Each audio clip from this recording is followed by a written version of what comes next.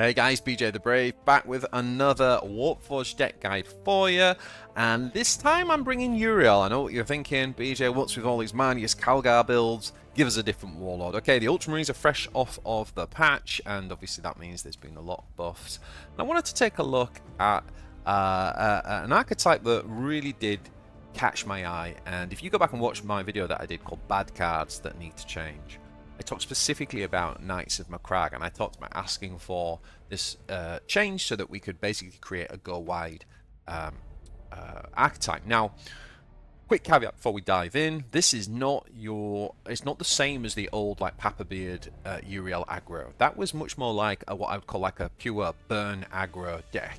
It had things like Lieutenant Cassius. It was trying to kind of like get an early snowball advantage and then having loads of reach and burn to kind of end the game.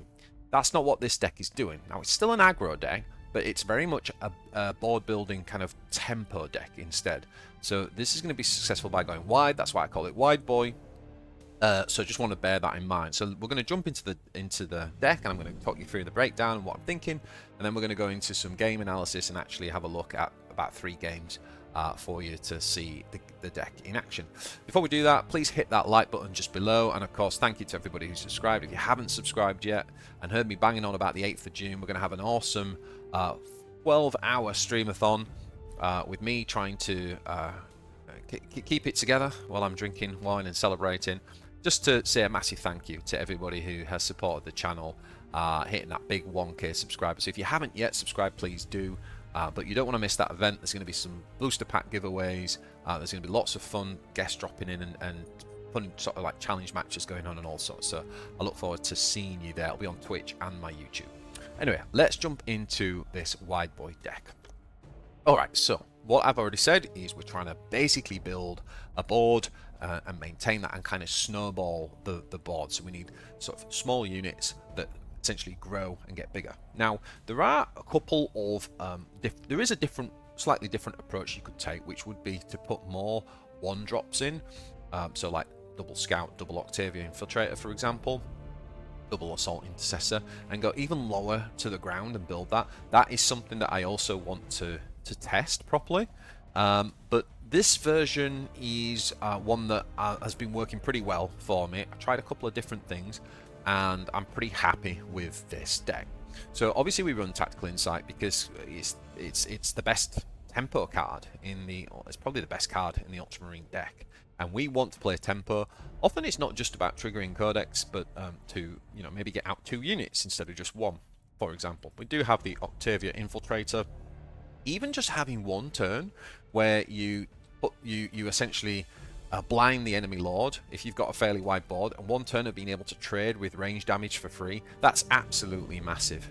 That'll win you the game with this deck. So this card potentially can help win you the game. We do run a single Intercessor just because we do need lots of low to ground troops, and I find that to be the second best 2-drop. Obviously the best one being the Firstborn, and this card now is really fantastic. Actually, I really like this. Codexing down, this guy comes out with 3 health, and obviously 3 range and 2 melee, and can just keep snowballing and getting bigger and bigger. So we definitely want Firstborns. Also very good to have plenty of 2-drops in Marines for when you hit your Tactical Insight and you've got something to then play. Humanity Shield and Point Blank need no introduction. I do run a single Hero's Respite. What we're trying to do is really find a good curve with our mulligan.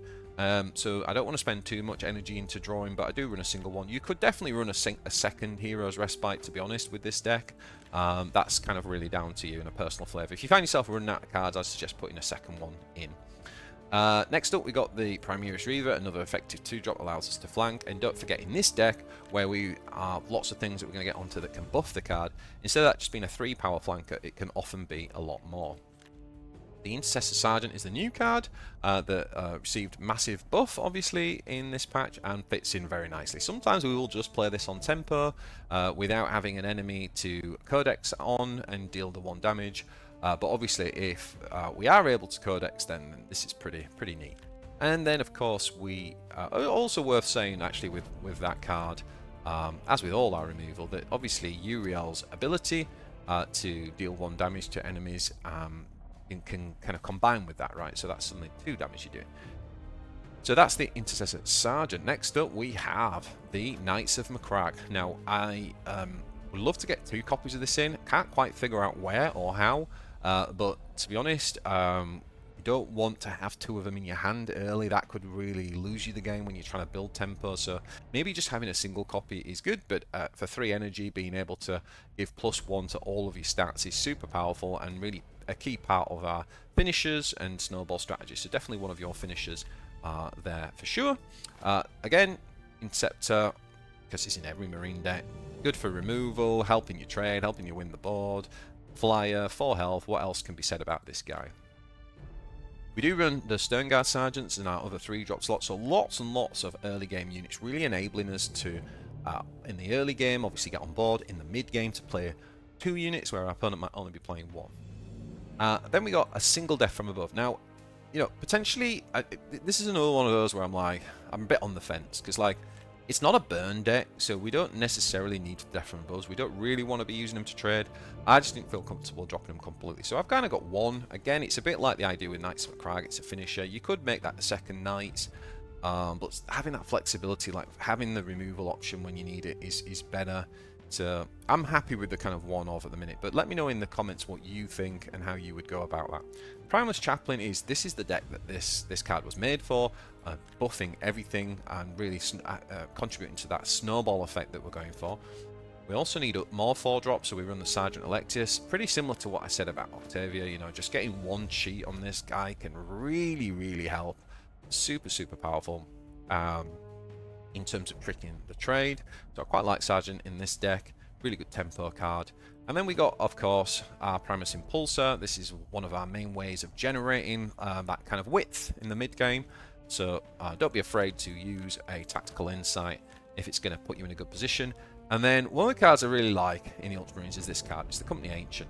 Not only does it make your Warlord have +1/+1, but all of those kind of go wide strategy that we've just talked about suddenly get +1/+1 as well. So we run this guy instead of like Lieutenant, for example, that you'd run in a kind of burn aggro deck. The other good thing is that we have the Angels of Death. Now, if you were to drop the Death from above, for example, you could actually run a second Angels of Death. But having this guy on board and then playing Angels of Death so that you suddenly have 3/3 flankers coming on is a big deal. It's a really, really good combination. And last but not least, we've got the Avenging Zeal. So again, I'll often keep this in my open hand if I got it, because we want to be codexing down. We want to get this guy going so that he gives us a massive +2/+2.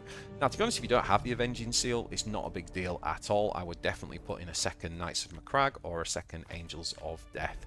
In fact, there is an argument that that might even be more consistent. I don't know, because I'd probably need to play more to understand that. So that's the deck. What we're really looking for is a good curve. We're really thinking about what do we play 2, what do we play 3, what do we play 4, what do we play 5. And obviously, because we don't have lots of card draw, you need to look at where it's going to be efficient to use Master of Fleet and a cheaper unit to kind of essentially spare our cards. Alright, so let's jump into some games and have a look at this. So first game we're going to show you is against Imhotep.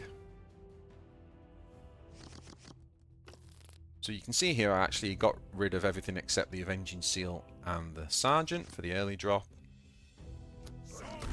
The Corin actually does go for the Orbital Bombardment, so one thing we've got to watch out for is the damage.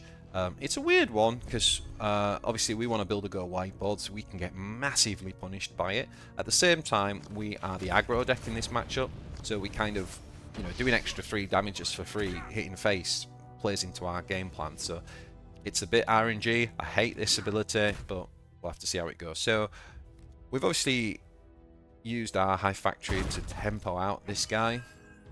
Can't remove it very easily on that turn, so he does survive. And this is an example where it's correct to just play this guy, the Intercessor Sergeant, as a tempo. So we just attack, keep putting pressure on Imhotep. Now he's going to use the Destroyer to get rid of it. This is one of the big weaknesses of this card is obviously the melee attack, and things like these melee flankers are really just trick that trade. It is a risk against things like necrons and chaos for sure.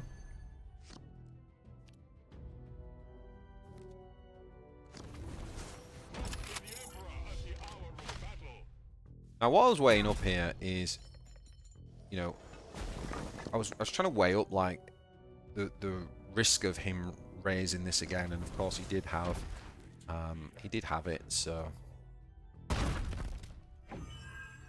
good news is we do trade, right? Like they kill each other essentially. And what we've also got now is an orbital bombardment, and so we've got quite a nice way of clearing this and a chance to rebuild our board to go wide. The good thing about this deck is it has multiple chances to kind of rebuild the board.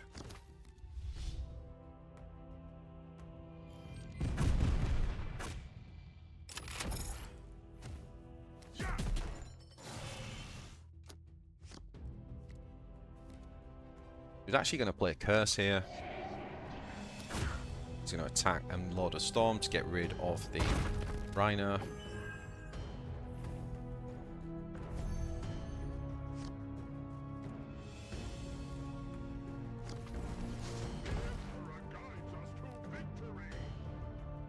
So we're going to get the Zeal off there. It was a bit of an awkward turn, that one, to be honest, because we were like, well, if we Codex, we'd make that cheaper, but then he wouldn't sort of fit with the curve, so we actually just had to play it for 4.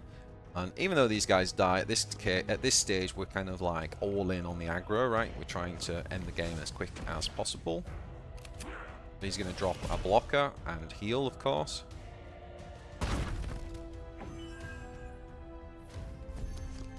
So on come our flankers.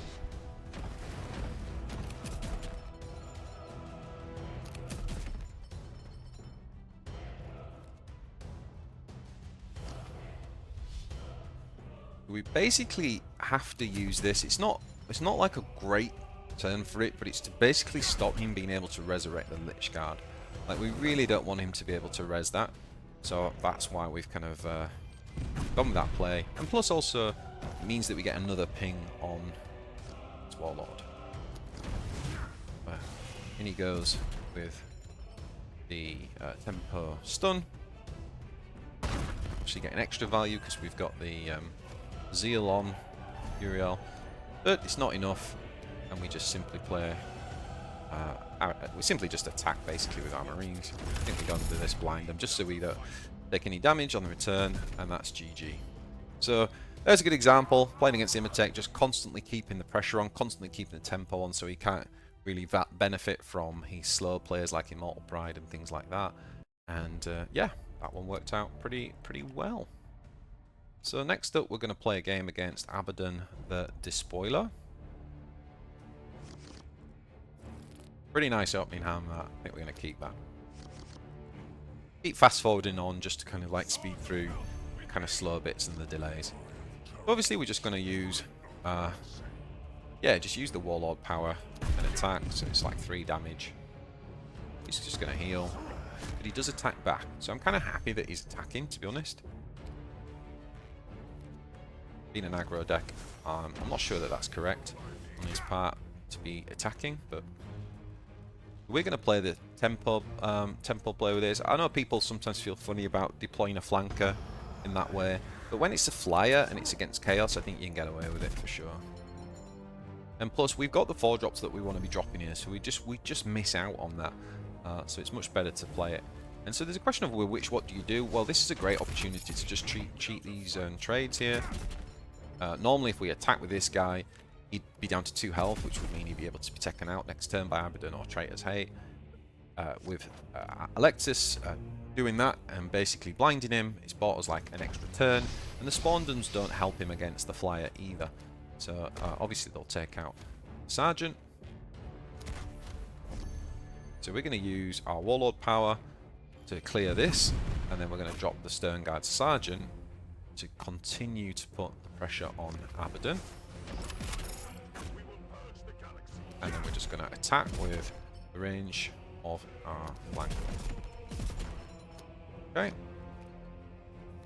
For his turn, he goes Traitor's Hate this time, and that should enable him to nicely clear up the board. Yep, although he takes another 3 damage to face from Abaddon. And so that's the great thing about pressure that we're putting on, is even when he's clearing, it's kind of playing into our game plan.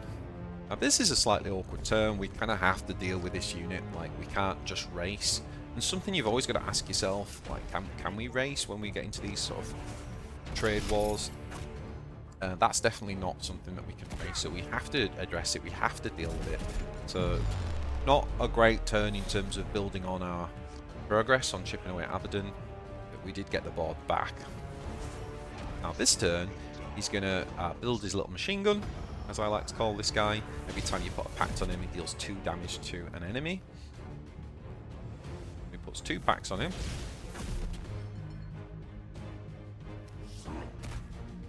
Takes 2 damage to the face. Now, you look at the hand that we've got there, it's all even numbers, so we can't codex, so that's where this is a good turn, because this guy doesn't need codex to work. And if you notice, what we did there is we could have taken this guy out, which we had 8 damage to do it, but we actually chose to go face. And that's a key moment. Go back and watch that, because you know, you really need to, when you're playing a deck like this, you really need to know when you're over trading. Remember I said in the last turn, you have to know like when you can trade. And that was definitely an opportunity to switch from trading for the board and to try and end the game.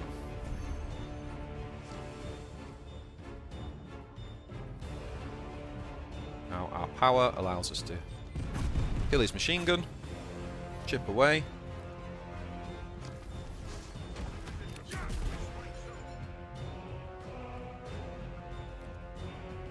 Slightly awkward turn here. I had to kind of gamble because I couldn't really play the Forge up and leave that alive, so everything we can to pressure. Hits us back with an AoE. Getting real close now. Oh god.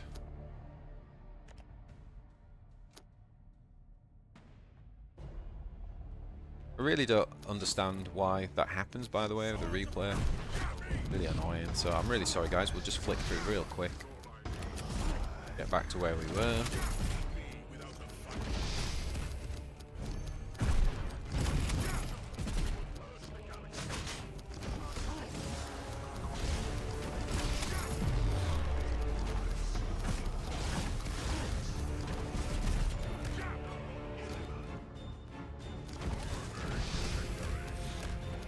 Okay. This is where we got to. Basically hits with the Helldrake Strike to AoEers, and it's getting really close now in terms of the HP. Also you can heal. Can. But there's just 3 points in it. Equal cards, empty board. So what we could have gone with the double chaplain, but we decided to just go with the most tempo play that we can. And that puts 4 damage on this turn. Gives him some pretty horrendous looking board to deal with. So now he's looking for the Vanguard, the Bringer. Doesn't get it, so he commits suicide basically. GG Anton, thank you very much for the game.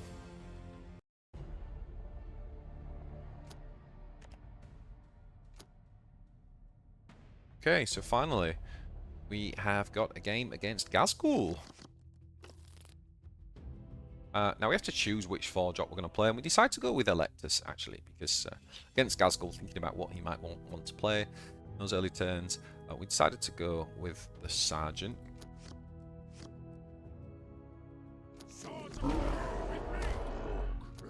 The standard Gazgul stuff, it drops the grots. Obviously we want to get rid of those and just simply drop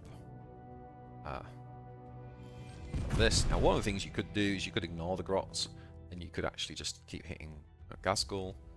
Got to decide like whether him buffing the grot is gonna too much of a punish to do that. It's a bit more of a like race scenario. It's not a bad idea, to be honest, but we've kind of gone with a more conservative approach here, chipping away. Now he goes Slugger Boy. So this is the turn where you can play the Hive Factory to really speed out the Impulsor, and we can use the Tactical Insight to get a really nice value Warlord power, Master of the Fleet there, on these guys, which will enable Uriel to trade as well. So here we go.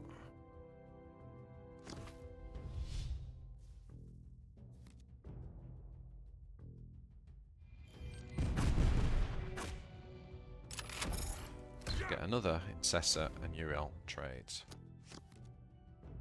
Now he uses a Snazwagon to help get rid of our Impulsor. He actually uses the Orc to trade, not Gazgul.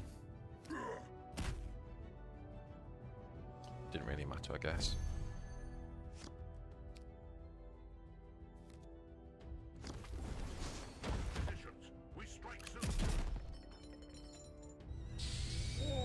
So we cheat, we blind that, get the trade for free, damage hits Gazgul, and now we can play the Sergeant to blind Gazgul and get the trick the trades again, 2 units. So a really nice use of blind. Maybe we should call this Blind Wide Boy.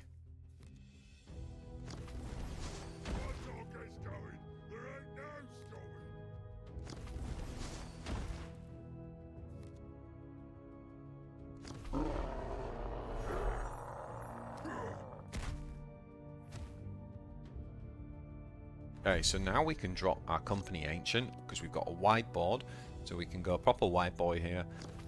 Trigger Sergeant, blinding this guy, meaning that we can keep this unit alive. We can trade there, and then this guy can trade here to keep this guy alive. And so basically nothing dies. It's just putting a lot of pressure on Mr. Gazgul. He's already down to 12 health.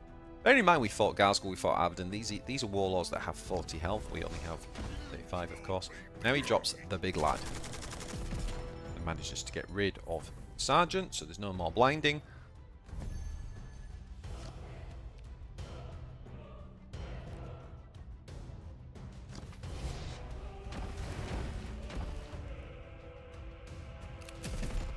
It's a little bit unfortunate and sad for us that we're playing against this guy who's got 2 armor, because obviously we've managed to pull off the combo, which is the Angels after the Company Ancient.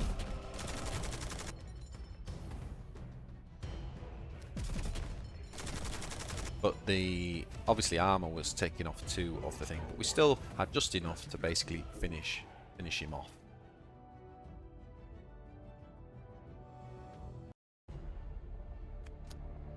So there we have it, guys.